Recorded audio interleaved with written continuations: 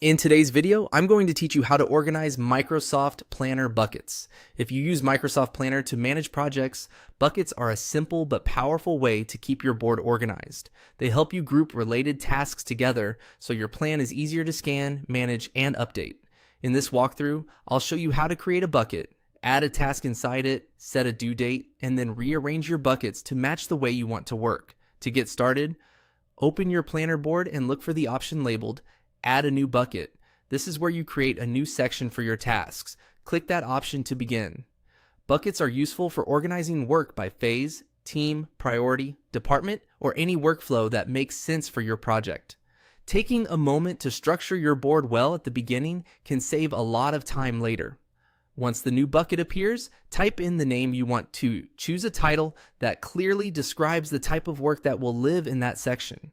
For example, you might name a bucket something like To Do, In Progress, Completed, or use more specific project-based categories. Clear naming makes it much easier for everyone on the team to understand where tasks belong. After naming the bucket, move to that bucket and click Add Task. This lets you start placing actual work items inside the new section. Adding tasks directly into the right bucket from the start helps maintain a clean and organized board, especially when you are managing multiple tasks at once. Now type the task name. Make the task title specific enough that it's easy to recognize later without opening it. After entering the task name, set the due date.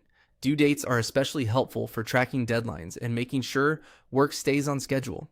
Even if you're only planning ahead, adding a due date now can make your board much more useful for day-to-day follow-up. Finally, if you decide your bucket order needs to change, you can drag and drop the bucket to reorganize it. This is helpful when priorities shift or when you want your board to reflect the order of your workflow more clearly. Just click and hold the bucket, then move it to the position you want.